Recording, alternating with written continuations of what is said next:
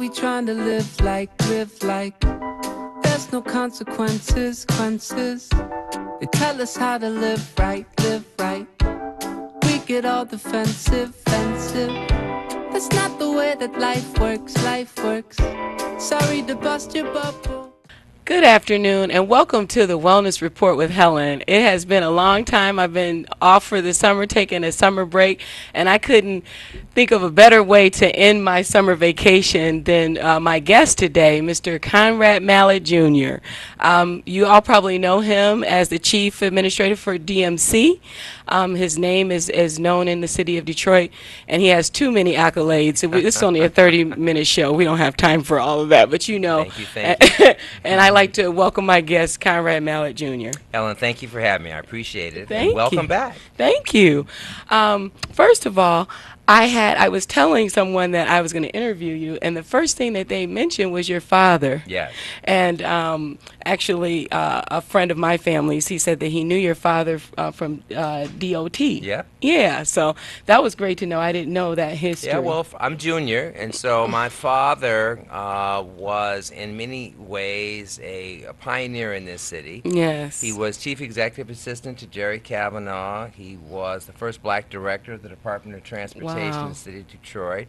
First black housing director in the city of Detroit. One of the founders of the Wayne County Community College District, and for 10 years was an elected member of the Wayne County Commission. Wow, that's So my great. father's been out there for a long time. He and my mother both got their PhDs from Wayne State University. Amazing. He was a Detroit policeman. He was a Detroit teacher. He worked at the post office. So my father labored in Detroit's vineyards for a very long time. Wow. And when I graduated from law school, I came home from Los Angeles because if I was going to get elected, if I was going to go into public service, then why start over? Why not stand on my father's shoulders? And so it really, for both of us, worked out extremely well. Right. Well, that's great.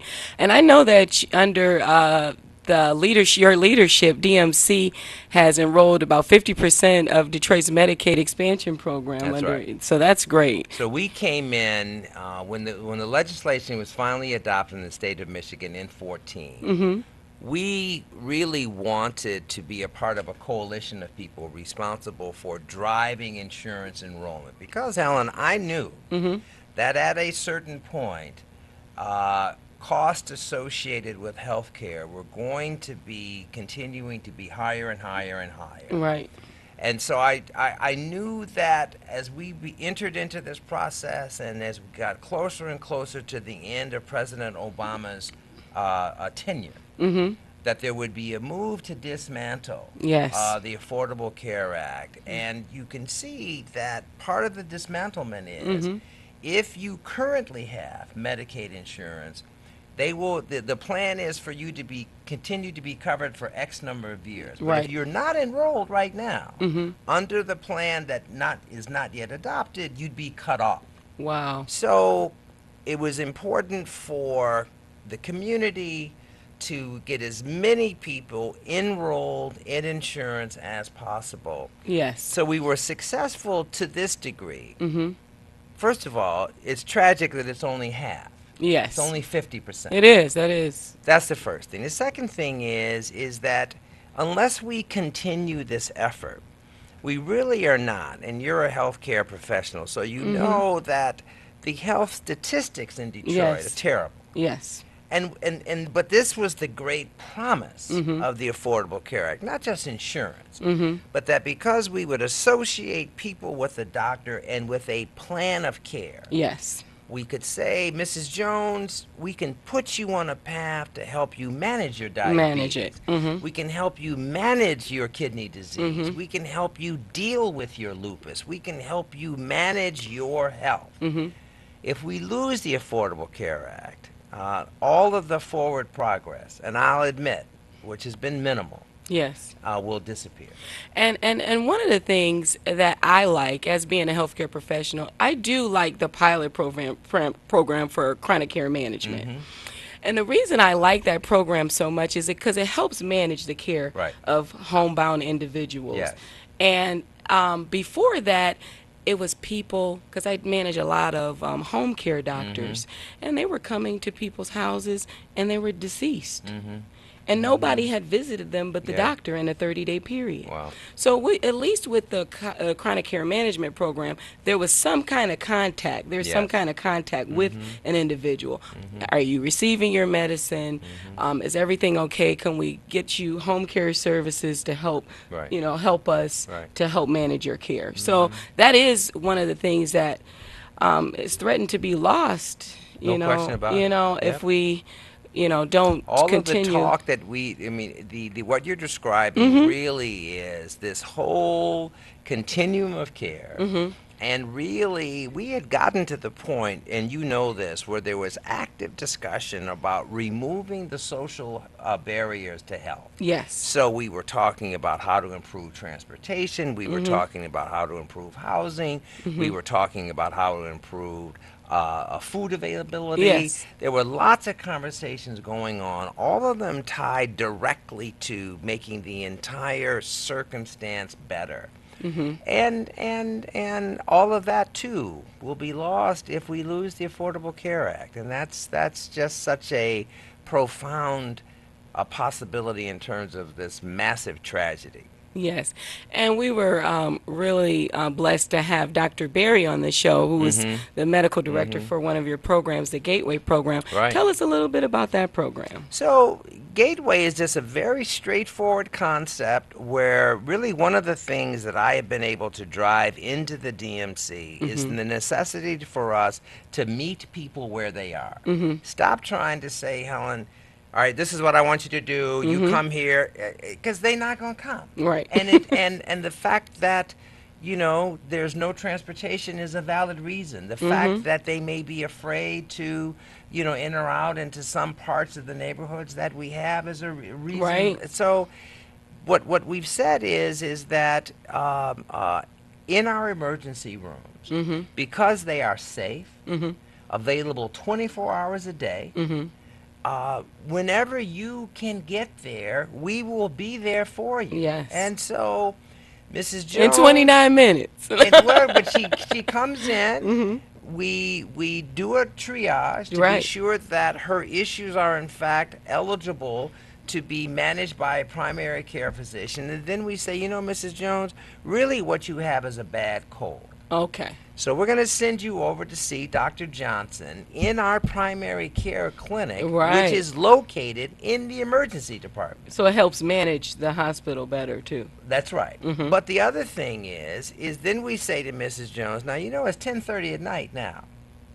When is the appointment that you'd like to come? Well, I like coming at 10:30.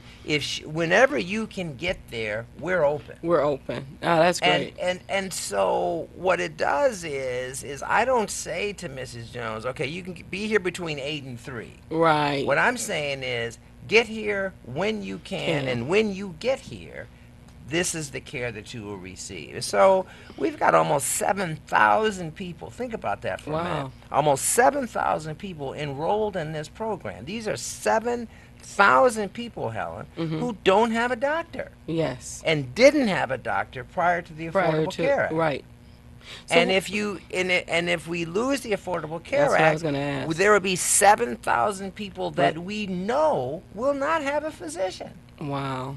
So this is a very serious time for us. Yeah, and, it and, is. And it's interesting that all this is going on within the context of the 50th anniversary of the 1967 uprising, rebellion, riot, however you want to describe it. It's just interesting to me that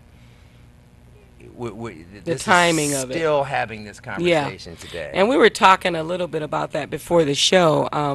The new movie Detroit and all of the publicity with the movie. And is it bad for Detroit, or is it good for Detroit, or should Detroit even be the name of the movie? Right. And we kind of talked about that a little bit. I wanted it to be called Algiers. Yes. And just because that's the name of the motel, number one. Number two, I'm one of those Detroiters who's very sensitive Yes, yes, about our image, and I don't want anybody to come away and say, well, that's who Detroit is, because that's yes. not who we are. Yeah, But it's a part. that was a moment in our history. It's a Mm-hmm. tragic moment in our history, and I have no argument Right. with Ms. Bigelow and the rest of the people Mm-hmm. participating in the movie. Nothing like that. Mm-hmm. It's just that, one of those people who was constantly concerned about how Detroit is viewed. That was a bad moment for Yeah. us, for sure. Do you think they use that name to kind of capitalize Yeah, on, yeah, yeah, sure, and to make sure. I money mean, off of that's us? right. That's right. That's right. Yeah, they need to give us some of those earnings they get. Well, I know that you were previously the president and CEO of Sinai Grace, and I Right. understand now that you're going to be returning soon, August the 14th, August I'll be back 14th. at Sinai Grace as the president and chief executive officer. Looking forward to it. Yes, I mean it has really changed for the better, and I think that you, with your leadership, it'll get even better. Yeah, Sinai Grace is really an important institution in Northwest Detroit. We got a lot going on there. Hmm. Sinai Grace now is affiliated with the Sinai Grace Community Development Corporation. So we Hmm. actually are trying to do things to improve the community around the hospital Hmm. in a very organized, thoughtful manner. Hmm. There are still 3,000 people employed at Sinai Yes. Grace. Wow. The vast majority of them Detroiters, so it's very important It's that the important. institution continue to thrive. So it's a community asset, and it's a very important responsibility. Okay. So what are you working on now? I know you're so passionate about healthcare, but are there any specific things that you're concentrating on right now? Well, I mean the as the I was have drove the insurance enrollment process along Mm-hmm. with my colleague Ms. Katrina McCree, Mm-hmm. around the Affordable Care Act and Yes. insurance enrollment. So my system-wide responsibilities in terms of community and government affairs and PR and media and all of that. Mm-hmm.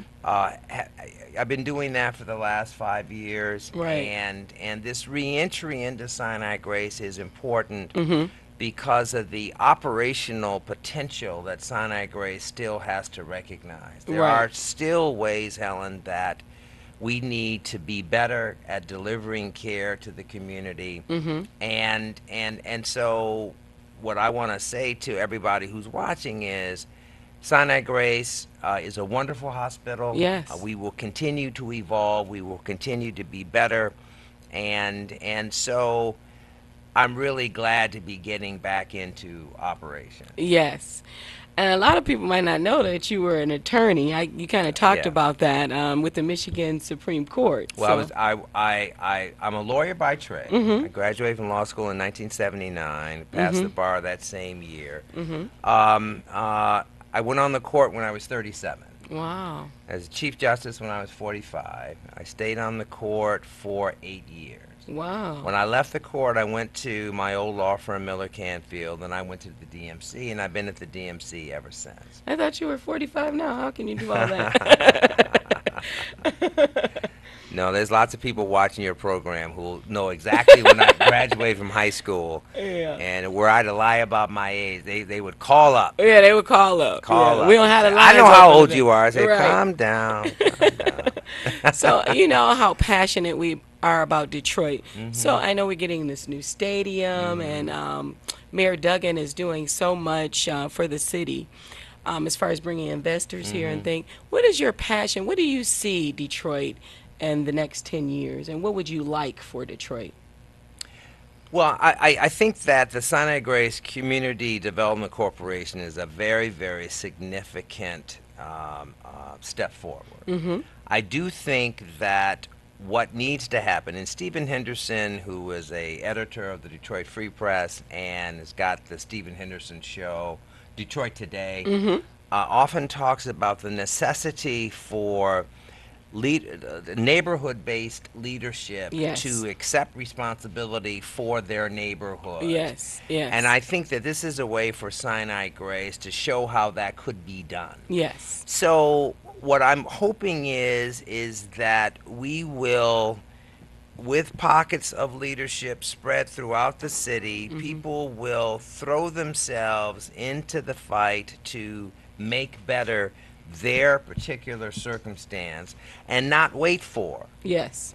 Mike Duggan to get there with city resources, but in fact create a pathway for the city resources when they do get there to have this dramatic, really forward positive effect. Yes. So in the next 10 years, I'm really looking for Northwest Detroit to stabilize. I'm really looking for that area in around Northwestern High School to figure out where it's going to be and what it's going to be. I think that Lee Plaza development right across the street from Northwestern High School on the boulevard, we've got to figure out what we're going to do with that particular asset. As my friend on the Board of Police Commissioners, of which I'm a member, Willie Bell, points out, he says, Conrad, you are not an East Sider, and that's true. You know how Detroiters West are. and East East. Siders, I was a West Sider, Siders, and Sherwood all of that. Forest. Right. So but I do know that it's the same conversation going on Yes. the East Side. Yeah, East Village, the Gray Haven area. We've got pockets all around the city that are working diligently to strengthen themselves. And so in 10 years, what I'm hoping is that this strengthening process, these pockets of prosperity have really demonstrated themselves, and then we can figure out how to create linkages. Yes. Because I don't think, Helen, that we can fool ourselves into thinking, well, there's going to be 2 million people living in Detroit someday. That's not happening. Right. The question then is how do we make this place special? Yes. For the 750,000 people who live here now. Yes. And so that really is the conversation that I'm happy to be a part of, that the DMC is happy to be a part of. I know that I'm speaking for my friend Wright Lassiter, who's the president and CEO of Henry Ford, Gene Meyer at Ascension. These are healthcare leaders very invested in the city. And so I really do believe that the best for Detroit is yet to come. But what we have to be is committed to seeing it happen and not waiting for someone to do it for us.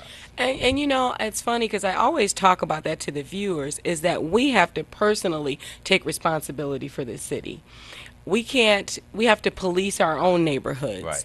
And what I tell even my son, or that's by telling your children the right things to do. Pick up your trash if you see it, and dispose of it properly. If you see something going wrong in your neighborhood, say something. Forget all this don't tell on anybody. You need to say something. And unless we hold each other accountable and to a certain standard, nothing is going to change. It starts individually within our families. Because, you know, when I was growing up, we used to have, and I'm sure you know this, nosy neighbors. And I miss those nosy neighbors because those nosy neighbors kept me in line. And if I did something wrong, before I even got home, my mom knew about it. So we kind of policed each other and helped each other out. And that's what we kind of need in this city. Do you agree with that? No. I am not nostalgic for all of that. What I'm nostalgic for are the jobs that we lost because of the Arab oil embargo, the jobs that were present for my uncles and my cousins who went to work at Ford and Chrysler. And it was the stability that came from work. Yeah, that I'm very true. positive, Helen, that that's what you're describing. Yes. And so what has to happen as well then is this intellectual bridge that we need to build. What is it that we are training our kids for? That's true. What is it? Where are they going to work? How are we going to make them productive? And how are they going to create a circumstance where they can take care of themselves? Yeah. So education it's is one not, of them. yeah, none of the solutions to the problems that confront us are simple. Right. And so, you know, simply saying that, well, you know, that if we only did A, B, and C, exactly. well, you know what?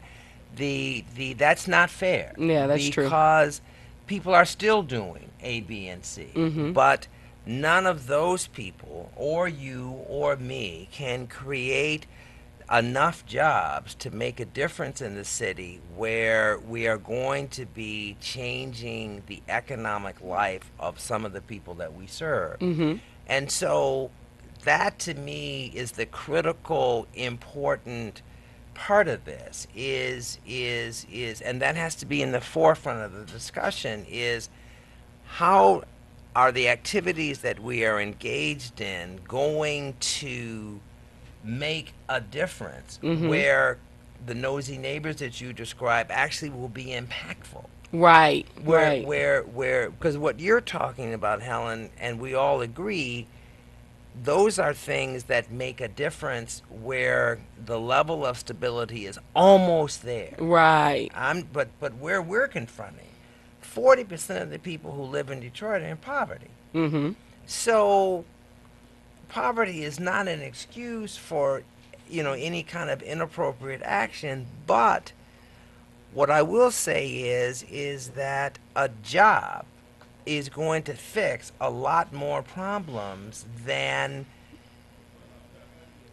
just police in the neighborhood. Well, and those but I kind mean, of things. we got to police them. Yeah, we got to do kind of all of it. Right. We've got to be concerned about each other's children. We got to do all of those things. Yeah. But we also got to make sure that we've got people on a pathway to employment, so that all of the things that we're encouraging them to do will have the difference in their lives we wanted to have. Right. So I'm not in disagreement. But you want to add to but it. I don't want anybody to think, well, if we only did these things, then the world would change. No, it's not true. So we got a lot of work to do. We got a lot of work. We got a lot of That's work. right. That's And right. I just want to mention my sponsor, PMC Lab, Pharmaceutical Medical Consulting. And I also want to remind you we're having a wellness fair at the World Deliverance Temple in Dearborn Heights with Bishop Roy Ferguson. That is August 26th, which is on a Saturday from 10 a.m. to 5 p.m. It's free to the community. So if you find out any findings at that wellness fair, you can follow up with DMC. So I'd also like to mention Petty Paint Company. If you need painting done for your home or your business, you can call Philip Petty. That number is 586-420-0888. And once again, thank you to the producer, Sean Watkins. And I'd like to say hello to Ms. Whitus, who's my favorite viewer, and she always watches the show. And thank you so much for coming on, Mr. Mallett. I appreciate it. Yes, and if you have any questions, you can always call me, and I'll make sure Mr. Mallett gets the question. You can call me at 248-805-2000, or you can reach me via email at thewellnessreport@yahoo.com. Once again, thank you for watching The Wellness Report with Helen, and we'll see you next Monday. Have a blessed day.